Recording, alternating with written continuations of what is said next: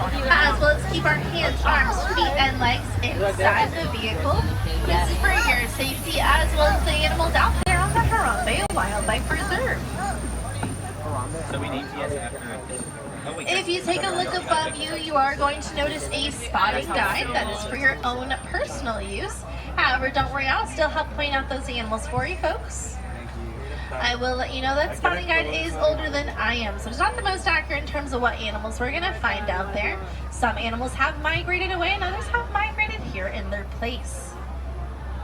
Now, even if we are fully stopped though, like I said, make sure we are not standing up to try and take a better look at these animals.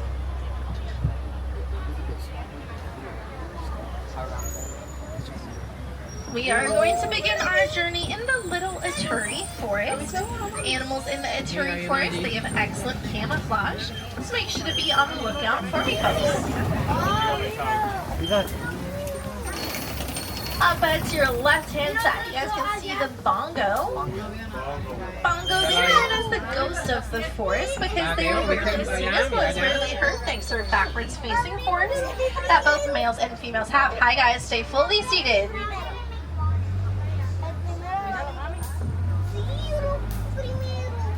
Over to your right-hand side, there is also the okapi, and down the hill to your left, there is also the saddle-billed stork. Now, for the okapi to your right, they are one of the living relatives of the giraffe, even though they aren't exactly a copy of them, thanks to the stripes on their legs. They also have a very long tongue they're able to use to grab lower branches and trees to get those tasty leaves. Fun fact, it is so long they're also able to use it to clean their face and even their eyeballs. Now for the saddle-billed stork that we saw back there, again, those are two black and white birds. It's actually really cute that we found two of them because they're going to mate for life. So those two were a mated pair. How cute is that? They can also get a wingspan of up to 9 feet long. That is the same width as the bench you guys are currently sitting on.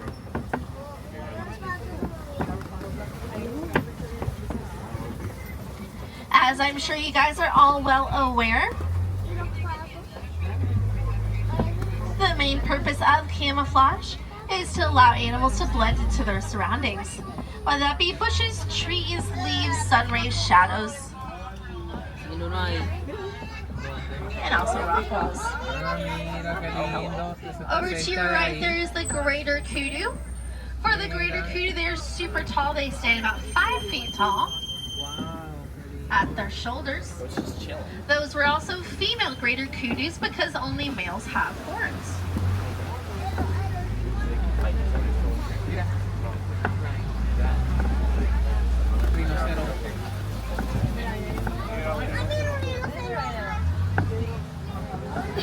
We are going to make our way out of the forest and head towards the Safi River.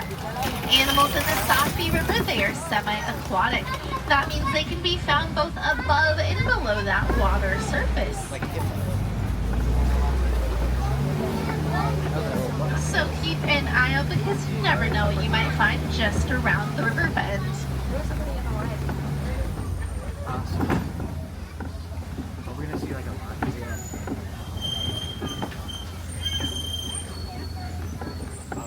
Up at your right-hand side, there is the pink-backed pelicans.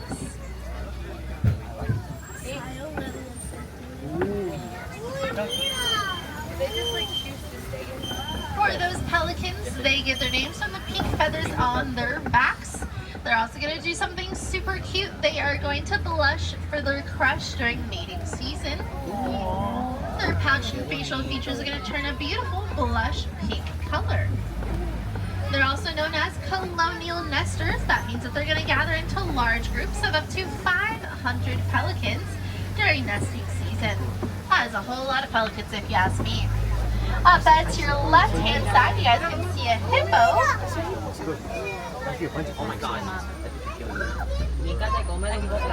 Now hippos, they can weigh up to as much as a car. Speaking of cars, their preferred method of transportation is to go to the bottom of the river and push themselves along using their feet. They're also able to hold their breath for several minutes, helping them in their journey below the water surface. Hi guys, stay fully seated for me. Fully seated. You might be able to see a group of hippos to the left by that waterfall. If you also keep it out to your left, you can see a Nile crocodile. Oh wow. Fully seated for the little ones. This unfortunately means that you cannot lift them up in the air.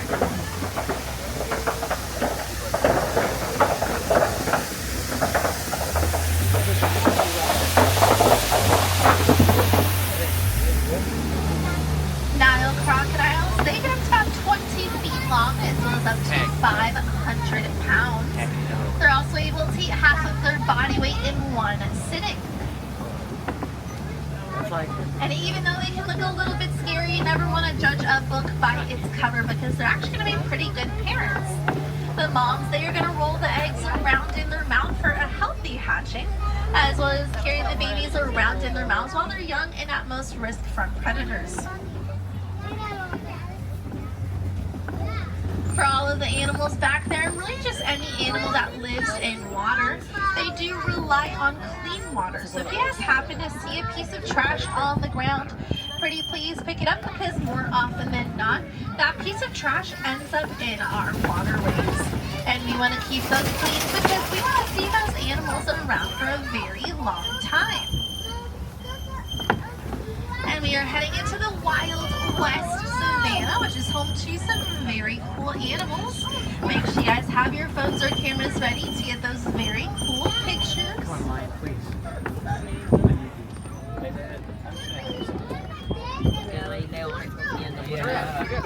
Mira la jirafa allá. Mira la jirafa. Keep it out to your right hand side up in the distance. I think I see a Maasai giraffe. Now we are going to be able to get a much closer look at it though, so don't you worry. But definitely keep an eye up to the left hand side for some African painted dogs.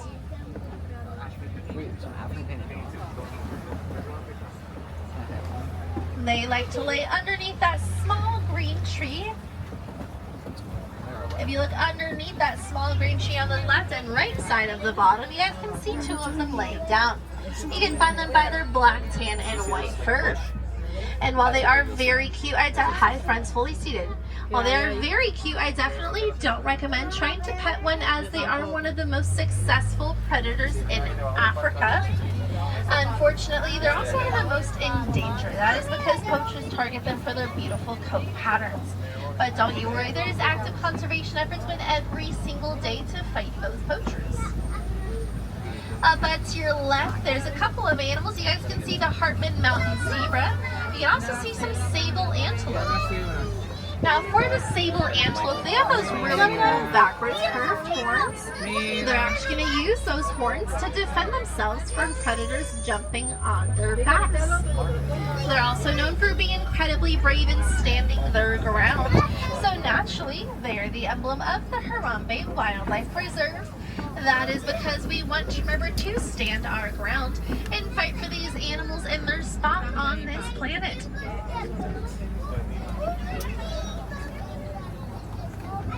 Or I guess those stripes for those Hartman Mountain zebras. Hartman Mountain zebras, they each have their own unique stripe patterns, very similar to how we each have our own unique fingerprint. Their babies are going to memorize their mom's stripe patterns from birth. That way they're able to find their mom in a group, and we call a group of zebras a dazzle. That is because when zebras run together, their stripes blend into one big picture, dazzling their predator, making it very hard for them to be singled out. Speaking of group names, we might as well do the group name for the Maasai giraffe because we are seeing a group of them on our left and right hand side. A group of giraffe is going to be called a tower thanks to their long necks. Although fun fact, they actually have the same amount of neck bones that us humans have, which is 7.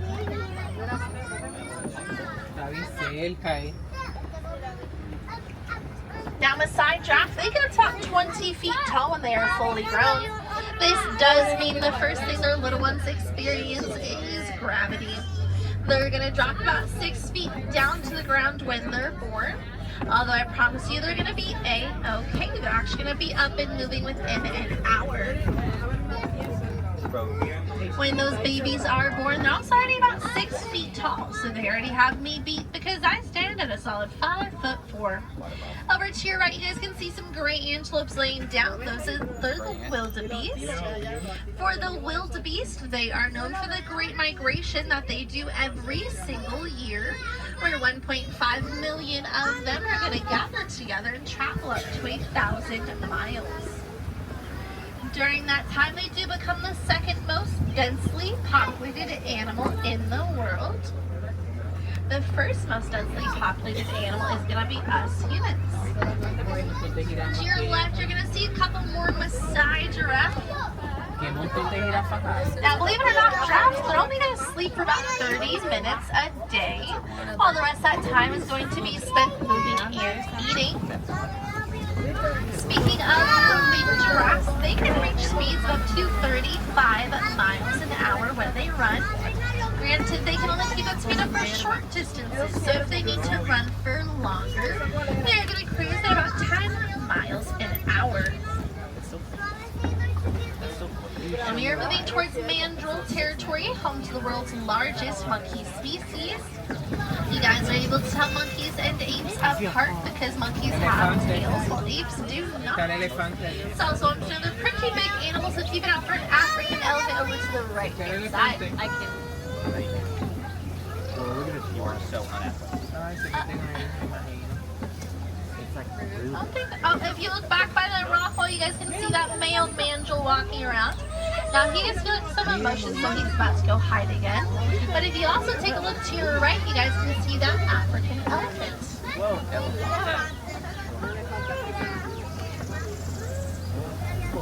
Now that was a male mandrill that we saw back there on the left-hand side. Males are going to be larger compared to the females. They're also going to have really beautiful bright face colorings as well as butt colorings. The brighter those colors are, the more emotions that mandrill is feeling. Now you guys can see 2 African elephants to your right. Because we are seeing 2 of them, that means that those are females. That is because male African elephants, they're going to be by themselves. Sometimes, though, they will form a small bachelor herd. Granted, there is nothing small about them. They get up to about 13,000 pounds, while female African elephants only really get up to about 8,000. Even though there is that 5,000 pound size difference, it is typically the oldest and wisest female that's going to lead an elephant herd.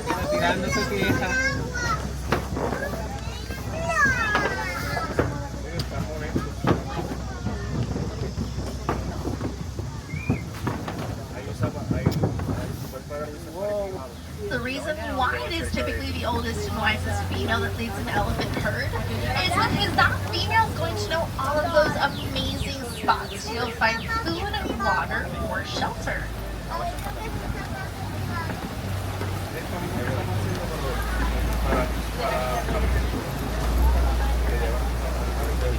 Now while the males are off by themselves, the females, they're going to stay together in what is called a family herd, where they're going to help take care of each other as well as their little ones.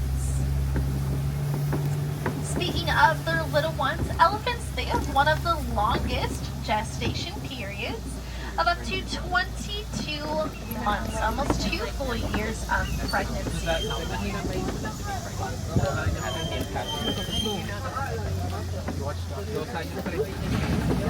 know what gestation is? No, I didn't know that. Because African elephants are such large creatures, they do have to find a couple of different ways to help keep themselves cool. One of those ways is going to be by using their trunks to toss mud, dirt, and water on themselves, which is super impressive because they have more muscles in their trunk than the entire human body, up to 100,000 muscles. Up to your right, there's also an eland. Now, they're the largest antelope in all of Africa. They stand about 6 feet tall and about 2,000 pounds, almost as much as a fully grown Maasai giraffe. Now, even though African elephants are such large creatures, they're actually scared of a really small one. They're going to be scared of bees. That is because elephants have really sensitive skin.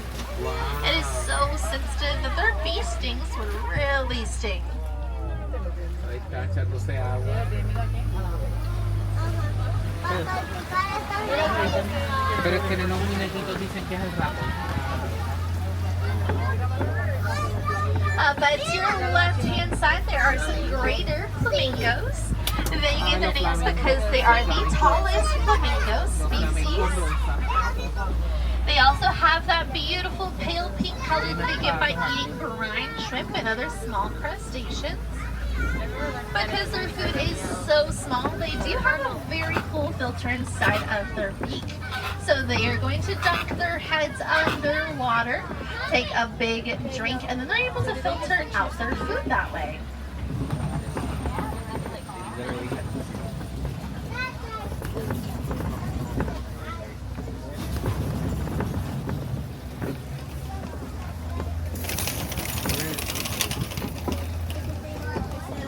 Exactly at this moment, we have entered the East Savannah, which is also home to some very cool animals as well as some very quick ones.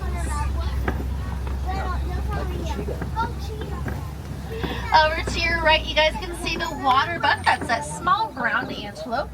Now for the water buck, they actually get their names because of the waterproof coat that they have, thanks to drinking large amounts of water, which produces a very stinky oil on their coat. They also have a very cute heart-shaped nose as well as a white circle on their butt, which helps their babies follow them through tall grass.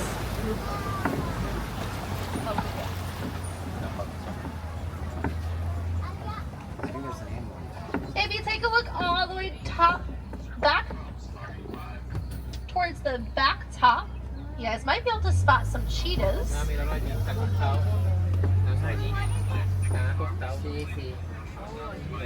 Están allá arriba, están acostados, mira los dos. Hay dos.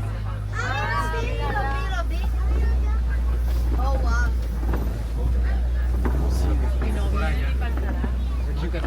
Cheetahs, they get about 60 Mira, hay uno ahí, baby. miles an hour. Hay dos. Esos son los chitas, mira. Y otro allí. Uy, sí.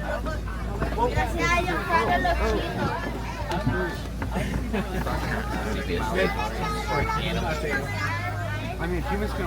The fastest a human can run is the fastest is gonna land. I think it was that was for like 30. I think it was for ¿Verdad? Nelson, ¿qué es eso?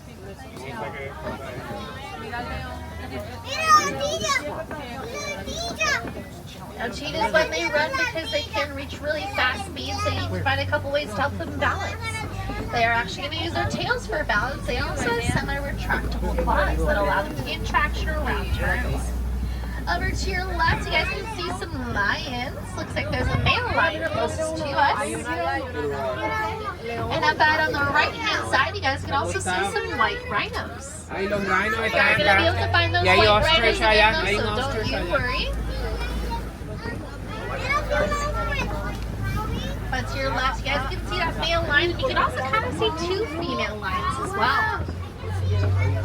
Now, female lions, also known as a lioness, they're going to be the hunters of the group. That is because there's great strength in numbers, and there's going to be a lot more female than male lions. It's crazy though. Also good catch. A group of lions is going to be called a pride. And male lions, they are going to stay back and protect that pride, as well as defend their territories from other lions. Granted, it does look like that male lion back there was just enjoying his nap time. Lions, they are going to nap for a majority of their day. When they are awake and feeling talkative, their roars can be heard from up to 5 miles away. And their nighttime vision is also going to be 6 times better than us humans. Speaking of an animal's vision, up out on the right-hand side is the white rhino. Now, rhinos, they don't really have the best eyesight in the world. They actually mainly depend on their sense of smell or sound to move around. Their sense of smell is so good, they're actually able to use it to communicate through their poop pile. So they're going to poop out their feelings, and if another rhino feels the same way, they're going to poop on top of that pile. You might also be able to see the ostrich back there to your right as well. Ostrich, they're the largest and tallest bird species. Thankfully, they are flightless birds, but they do still get up to 40 miles an hour when they run. They're going to use their wings for balance, just like cheetahs use their tails. Up to your right, you guys can also see some ostrich eggs on the ground. One of those eggs can weigh up to 3 pounds and is going to be the same as 24 chicken eggs. The shell for that egg is going to be so thick though that an adult male human can stand on it and it still will not break. Not just that.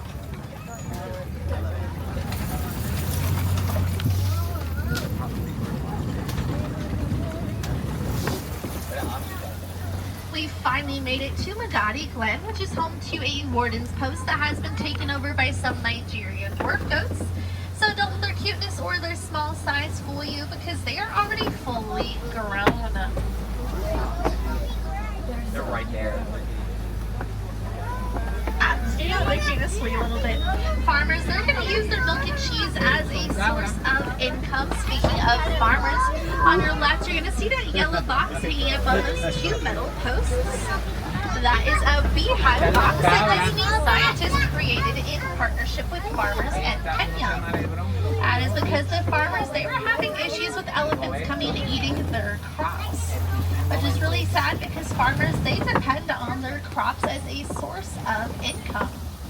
And so Disney scientists, they went over to Kenya to try and help the farmers find a solution. While they were over there, the villagers told the Disney scientists that they thought elephants were terrified of bees because they had noticed how elephants were avoiding areas of known beehives.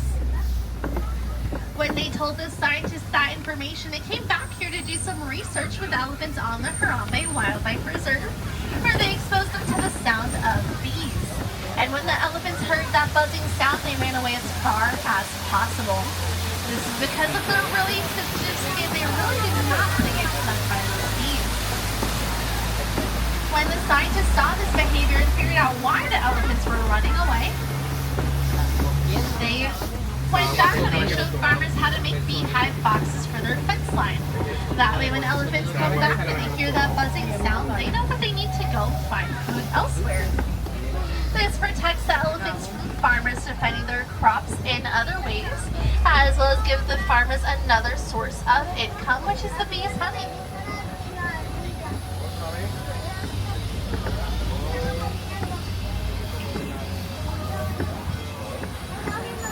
Heading back towards the village. I hope you guys all had an amazing journey with me today, and my name is Tessa. If there are any wilderness explorers on board, you guys are on Simba 1. Once again, that was Simba 1. You guys all have a great day. Enjoy the rest of your time here at Disney's Animal Kingdom. Food, please. No,